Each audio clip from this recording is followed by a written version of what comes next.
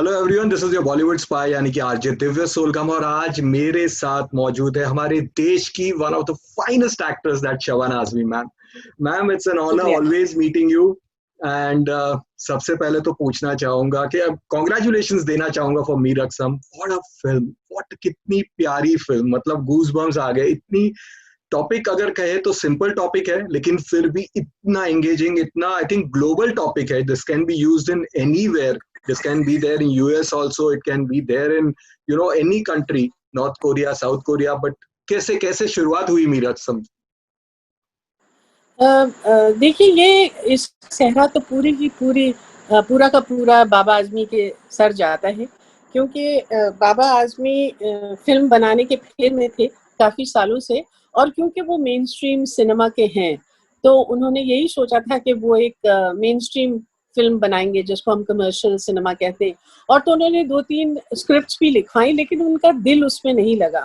फिर 2019 को कैफी साहब, जो हमारे वालिद हैं, उनकी बर्थ सेंटेनरी ईयर में बाबा ने ये तय किया कि वो उन्हीं के छोटे से गांव में, जिनकी उनकी पैदाइश हुई थी, मिजवा, एक छोटा सा गांव है आजमगढ़ के करीब उत्तर प्रदेश में, और वहीं पूरी शूटिंग करेंगे। और वहाँ की एक लड़की है, मिजवा की बेटी, जिसका नाम है अदिति सुबैदी, जिसने कभी कैमरा फेस नहीं किया था, जिसने कभी भरतनाट्यम का एक स्टेप नहीं किया था, लेकिन बाबा ने ये तय किया कि ये वो मिजवा की लड़की के साथ ही बनाएंगे।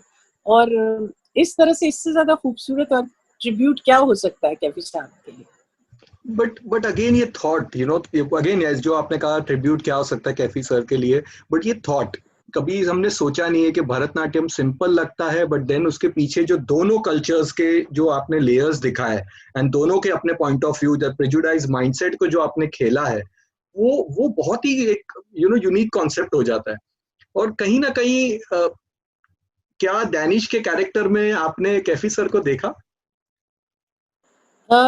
देखिए, बेसिक कहानी तो एक बहुत हम्बल से दर्जी की है, एक छोटे से गांव में, जो अपनी 15 साल की बेटी का जो सपना है उसको साकार करने के लिए हर मुमकिन कोशिश करता है। वो जो आदमी है दानिश, इस गांव का, वो जो है हमारी जो गंगा जमनी तहजीब है, हिंदुस्तान की जो प्लुरलिज्म है, हिंदुस्तान का जो कॉम्पोजिट कल्चर है, उसका एक सेलिब्रेशन उसके जहन में रहता है। और यही सीख को लेकर बाबा और मैं बड़े हुए हैं। जहाँ हमारे वालिदैन, चाहे वो कैफी आजमी साहब हों या शौकत कैफी साहिबा हों, उन्होंने हमेशा यही अपनी जाती जिंदगी में भी प्रैक्टिस किया है। तो हालांकि ये कहानी एक लेवल पर बाप और बेटी की है, लेकिन अंडरनीथ दैट ये जो इम्पोर्टेंट इश्यूज हैं, इनकी बातें भी एक बहुत सहज आवाज में आती है, न कि चीख के और उसके ऊपर एक मतलब संघर्ष तो वो करता है, लेकिन वो एक लिहाज के साथ करता है, क्योंकि वो फर्क करता है। और वो कहते हैं कि भरतनाट्यम हमारी मुल्क की सभ्यता है, और अगर वो लड़की ये करना चाहे तो उसमें आप इसको दीन और ईमान को कहाँ से यहाँ जोड़ लेते। फिर वो ये भी कहता है कि वो कहते हैं कि या वो फंडामेंटलिस्ट कहते हैं कि तुम यहाँ नमाज पढ़ने नहीं आ सकते हो, तो ये खुदा का घर है। तो वो कहते हैं कि आप मुझे मस्जिद जाने से तो रोक सकते हैं, लेकिन कोई ऐसी जगह नहीं है जहाँ खुदा नहीं है। तो ये जो छोटे छोटे उसमें बहुत खूबसूरत और बहुत सहज लहजे के जो डायलॉग है, मुझे लगता है ये सेम डिबेट की हमको बहुत जरूरत है। ऑल्सो एक जो न्यू पर्सपेक्टिव, जो न्यू जनरेशन के ओर से इसमें देखने मिला, जो ट्रस्टी होता है, उसकी डॉटर का जो पूरा ट्रैक था, she does not have that thing. ये बच्चों का भी, जो इसकी जो पूरी फ्रेंड सर्कल है, इनका पूरे जो कजिन्स है, उनका जो पर्सपेक्टिव है, this do you think this is what modern India is? We are aiming towards where जहां पे हिंदू मुस्लिम चीज जो है, new generation doesn't think of that. उनके लिए more values are more important than everything. मुझे बहुत अच्छा लगा कि आपने इस पॉइंट को नोटिस किया, क्योंकि हमको अपनी नई पीढ़ी में ही उनसे हमको मिलता है हो, उससे हमको आशा की किरण मिलती है। क्योंकि वो ये दकियानुसी ख्यालात से अलग हैं। और इस फिल्म में तो खास तौर से आप देखते हैं कि चाहे वो लड़के हो चाहे वो लड़कियां हो, वो किस तरह से ये बच्ची अपना एक सपना पूरा करना चाहती है और उसके साथ पूरी तरह से आते हैं। तो यकीनन हम अपने जो हिंदुस्तान एक ऐसा मुल्क है जिसमें 50% आबादी 25 साल से कम की है, और आपने जहां भी बदलाव देखा है वो हमेशा युवा पीढ़ी ही लेकर आई है। तो ये इनकरेज करती है कि देखो यूथ को दिखाती है इतनी पॉजिटिव लाइट में और उसको उम्मीद देती है। ये डेफिनेटली एक इसकी बहुत बड़ी ताकत है इस फिल्म की। Also, जो again you have seen the times of NFDC, Doordarshan, Channel 4, BBC का आपने उनके साथ भी काम किया. Now this OTT platform. Do you feel, मतलब हम अक्सर ये बातें करते हैं कि the films what you did, you know, you yourself, Naseer sir ने जो फिल्में की, आज लोग इस फिल्मों को, इस मीडियम को लोग सेलिब्रेट कर रहे हैं. Content driven cinema is the king. और आप लोगों ने तो उस वक्त पे कर चुके हैं, उसमें भी you given such fantastic work. तो डू यू फील ये ओटीटी बहुत लेट आया या फॉर यू इट्स जस्ट नहीं, मैं नहीं समझती, मैं बिल्कुल नहीं समझती थी कि ओटीटी लेट आया. मैं ओटीटी को बहुत वेलकम करती हूँ, क्योंकि जैसा आपने कहा ओटीटी ने ये जाहिर करवा दिया है कि कंटेंट इज किंग. और क्योंकि ओटीटी पे वो रिस्ट्रिक्शंस नहीं होते जो थिएट्रिकल रिलीज पर होते हैं, तो आप जो हैं अलग अलग तरह की कहानियां भी बना सकते हैं. देखिए, जब आप मेन स्ट्रीम कमर्शियल फिल्म बनाते हैं तो आपकी कोशिश ये होती है कि ज्यादा से ज्यादा लोग इस फिल्म को देखें, तभी वो कामयाब होती है. तो जब ज्यादा से ज्यादा लोग देखें आप चाहते हैं, तो फिर आप बहुत ज्यादा उसमें कमर्शियल एलिमेंट्स डालते हैं, ये सोचकर कि इसकी वजह से शायद लोग पसंद करेंगे. जब अलग तरह की फिल्म होती है तो वो नेसेसरीली उसका जो बजट है, उसका जो रीच है, वो जो बात कहना चाहता है, वो एक डिफरेंट लेवल पर भी कह सकता है, जो उसको ओटीटी चांस देती है. अब मैं ये नहीं कह रही हूँ कि ओटीटी थिएट्रिकल रिलीज को खत्म कर देगा, ऐसा नहीं होगा, मगर द मोर द मेरियर. आज जिस तरह से कंटेंट कंज्यूम हो रहा है वो टेलीफोन पे, ज्यादा से ज्यादा चीजें तो लोग टेलीफोन पे अपने देख रहे हैं. तो हमको भी तो वक्त के साथ बदलना होगा, और वक्त के साथ जो भी हमको पॉसिबिलिटीज दिखती हैं और मिलती हैं उनको ग्रैब करना होगा.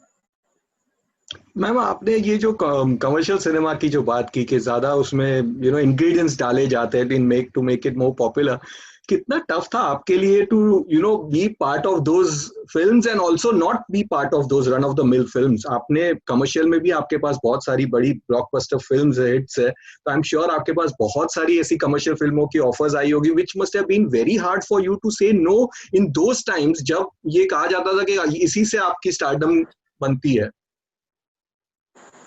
जी, मगर ये तो सही बात है, लेकिन उस जमाने में क्या होता था, हम सब लोग सबके सब कम से कम 12 फिल्में कर रहे होते थे. तो क्योंकि हम 12 फिल्में कर रहे होते थे तो हम ये सोचते थे कि चलो इसमें एक आध फिल्म नहीं भी चली तो चलेगा, कोई फर्क नहीं पड़ता. For different reasons you were doing films. आज के दौर में एक्टर ये लग्जरी अफोर्ड नहीं कर सकते, क्योंकि वो एक फिल्म एक ही वक्त में करते हैं, और उनकी जो मार्केट रेट है वो तय होती है कि उनकी लास्ट फिल्म कितनी कामयाब रही उससे. तो उसमें definitely there were different kind of considerations that we had to face. लेकिन मैंने चाहे मेन स्ट्रीम सिनेमा में काम किया है, after all Amar Akbar Anthony से ज्यादा मेन स्ट्रीम सिनेमा या परवरिश या अशांति परवरिश, yes I did all of that.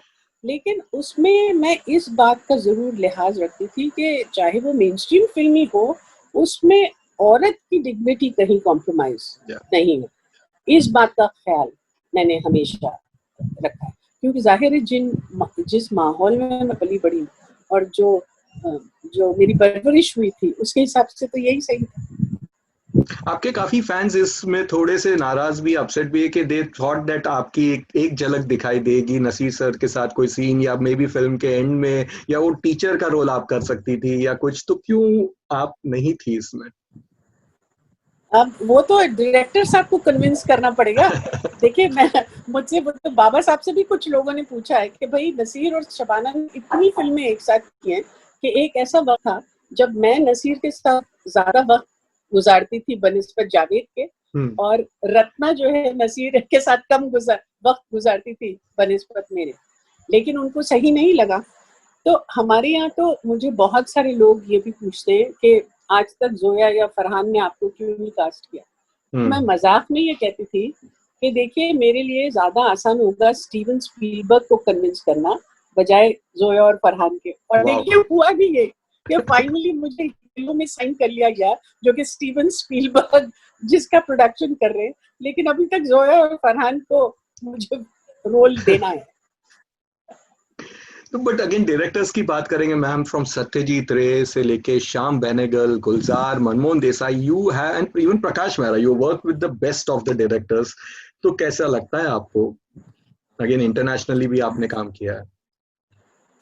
देखिए इंटरनेशनली भी मैंने बहुत अच्छे डायरेक्टर्स के साथ काम किया, रोलन जॉफे के साथ काम किया है, और जॉन स्लेसिंजर के साथ काम किया, निकोलस क्लॉट्स के साथ काम किया, मैंने ह्यू ग्रांट के साथ काम किया, जॉन हर्ट के साथ काम किया, शर्ली मैक्लेन के साथ किया है, पैट्रिक स्वेजी के साथ काम किया, तो बहुत ही एक so it has been very very satisfying career for me abroad as well.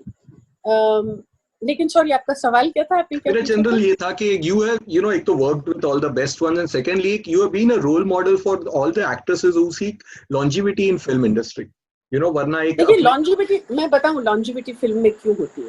अगर आप जब आप सिर्फ हीरोइन का रोल्स भी करते हैं, तो अगर आप उसमें भी एक किरदार निभाने की कोशिश करते हैं, ना कि एक जेनेरिक किस्म की लड़की जो सिर्फ डांस करती है और फिर डिसअपियर हो जाती है as an appendant to the hero, तो आपकी फिल्म कमर्शियली शायद बहुत कामयाब हो जाए, लेकिन उससे आपका करियर लंबा नहीं हो सकता, क्योंकि जैसे ही आपकी उम्र ढलती है, जैसे ही आपकी जो यूथ है वो चली जाती है, तो फिर आपके लिए रोल्स बिल्कुल ड्राई अप हो जाते हैं।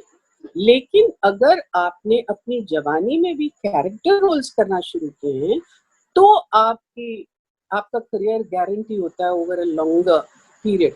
तो चाहे वो मासूम हो, चाहे वो अर्थ हो, चाहे वो अवतार हो, इन फिल्मों में मैंने किरदार निभाए हैं, और वो सिर्फ उम्र के बंदिश में नहीं रहते।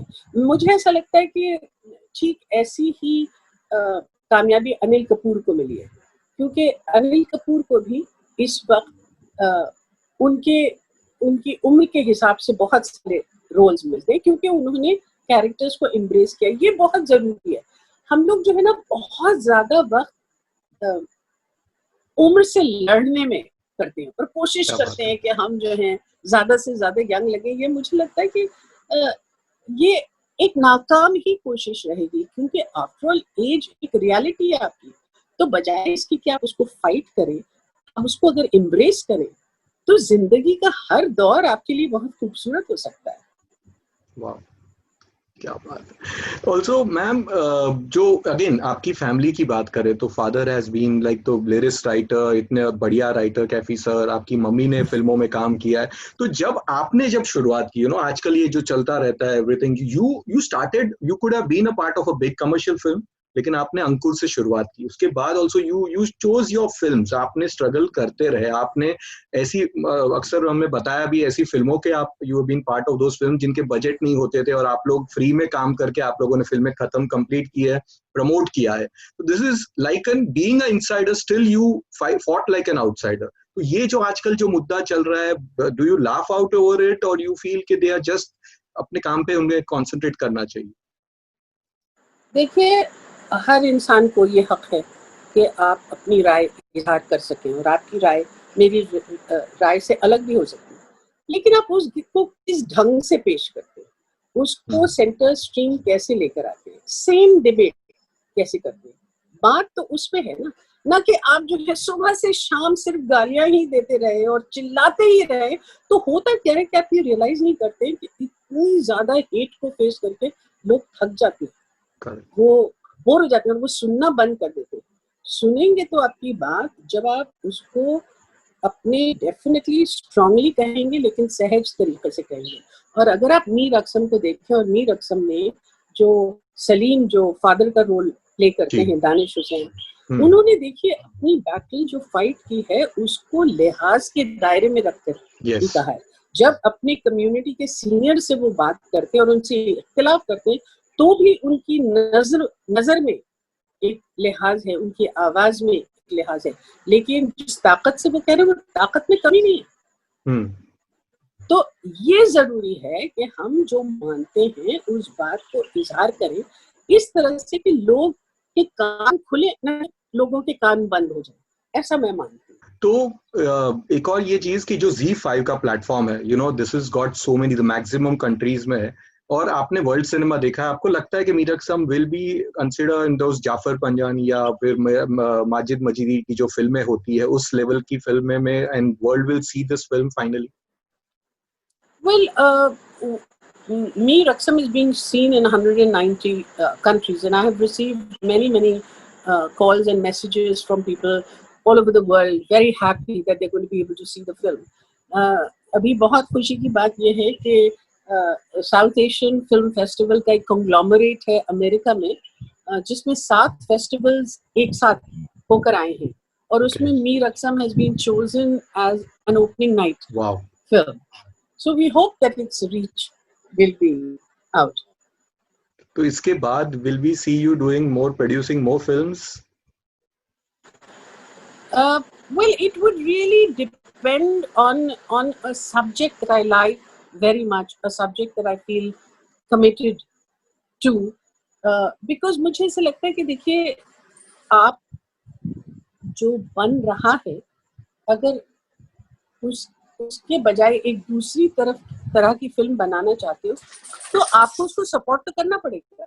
True. चाहे आप उसमें कम पैसों में काम करके करें, चाहे आप उसमें कुछ पैसा लगाएं, चाहे आप encourage करें. There are different ways in which you can support good cinema. You have to, if you say that you are a lover of good cinema, then you have to put your money where your mouth is.